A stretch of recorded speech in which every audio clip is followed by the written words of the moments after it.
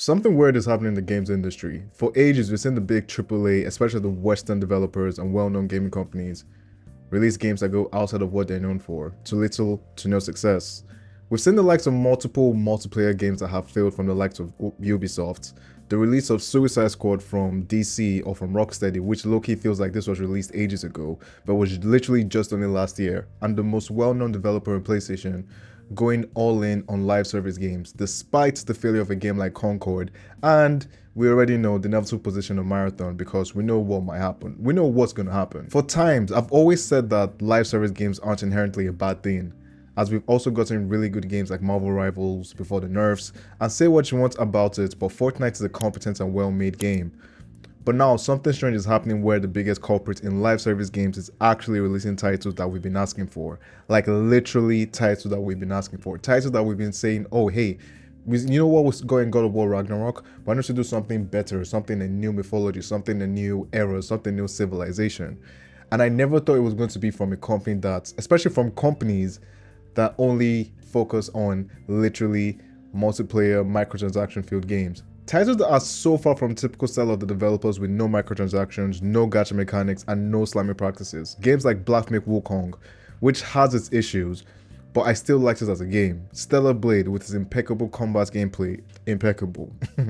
And now we're getting a game that looks like something you expect from a Naughty Dog or from a Sony Santa Monica created by NetEase. Created by NetEase, you heard me right, NetEase. So with that being said, let's actually talk about Blood Message.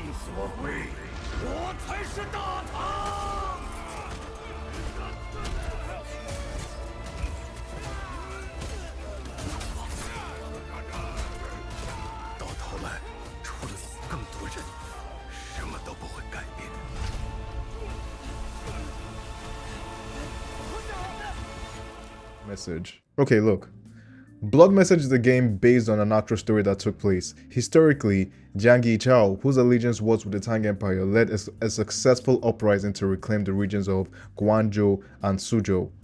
Following the capture of Suzhou, he dispatched 10 groups of messengers. Most of them were ordinary people across vast and hostile territories to relay the news to the imperial capital of Chang'an. In the end, only one group reached the destination. Adapting these events, the game is centered on one such messenger. As you've seen with the synopsis of Blood Message, you can clearly tell that this is a game that a lot of things could be implemented in. I'm not just talking about from a non-fictional standpoint. Even from a fictional standpoint, it looks like a game that's grounded, that's down to earth. With the trailer we've seen, with just the look, I understand what it means about trailers being vertical slices, demos being vertical slices, but you can't say that you can't look forward to a game that looks this good. And I would have said that this wasn't real if Black Myth Wukong didn't exist. Remember how we saw Black Myth Wukong? When Black Myth Wukong came out, that was the game that everyone was talking about. Wukong in itself looks fake until it wasn't. Stellar Blade looked fake until it wasn't. You see the pattern I'm going with here. Shout out to Ranton, who gave more context on this video. He gave more context on this video and I've been watching for a while. He really went into detail of what this game actually represents and where the story of this game actually lies in. This game is set around the year 850 when the Tibetans, yeah, that's right, the Tibetan Empire attacked the Tang Dynasty. They conquered the city Shazhou, which today is known as Dunhuang, and that entire region through the Hexi corridor was the most important part of the Silk Road of northwestern China at that time. While I'm not fully aware of the overall context of this game, it's clear to say that there's been a lot of inspiration from the likes of Naughty Dog and Sony Santa Monica Studios, with the creation of a linear narrative that focuses on intense battles, a gripping narrative, compelling characters, and an OST that's to be remembered for days if the trailer is anything we can go by. The announcement of this game and the feeling that I get is very reminiscent to what we experienced with Black Myth Wukong. And it's still a surprise that game actually exists. Now, why am I talking about games made by Chinese developers or overall Eastern developers such as Chinese, Korean, obviously the big dogs, Japanese developers? It's all to do with the origin of these companies making these new single player experiences and what it could do to the gaming industry as we know it. A couple of years back, I don't know if you guys can tell, I remember watching the Gaming Illuminati podcast with TBH, JG and Ethos and how they were talking about Chinese developers coming in with the sauce. I mean, if we really think about it, a lot of these developers made tons of money from making microtransaction filled games that I honestly don't like, which would mean that you have enough capital to actually produce a single player focused game that could do really big things. I mean, Crimson Desert is literally by the same people who made Black Desert. that looks like it shouldn't exist, but it does. And all this leads up to what we're seeing today in the gaming industry. We literally just saw Microsoft announce layoffs across the whole company, but about 400 people got laid off from Microsoft. We saw a number of cancellations, on announced cancellations to actually announced cancellations. And in my head, and what I think, this isn't a Microsoft layoff video, but it's just to say that we're seeing too many layoffs from all these big developers and all these big gaming companies and what you have not. But we're still getting the type of games that aren't exactly what we're asking for. I'm not saying there aren't any games to play. I'm just saying that I want to see more companies take risks. I want to see more companies make the type of games that they used to make back when.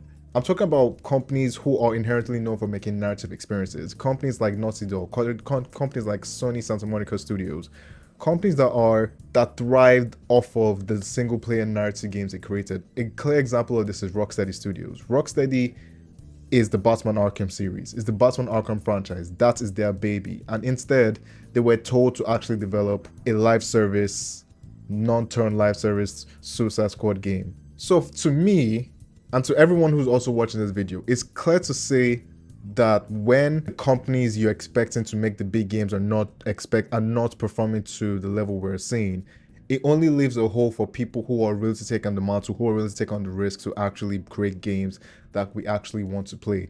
I'm looking forward to more Chinese developer games. I mean, we've seen Wuchang.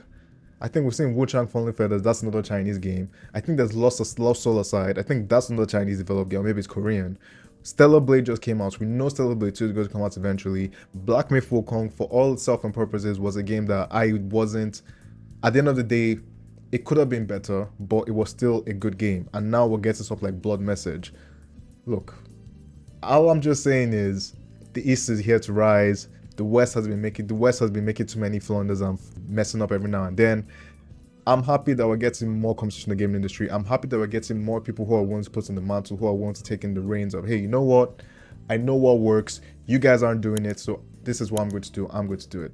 So what do you guys think about this video? What do you guys think about this whole concept of the Eastern developers really taking the mantle and really going for the kill when it comes to making games we want, narrative experiences? I'm looking forward to Blood Message.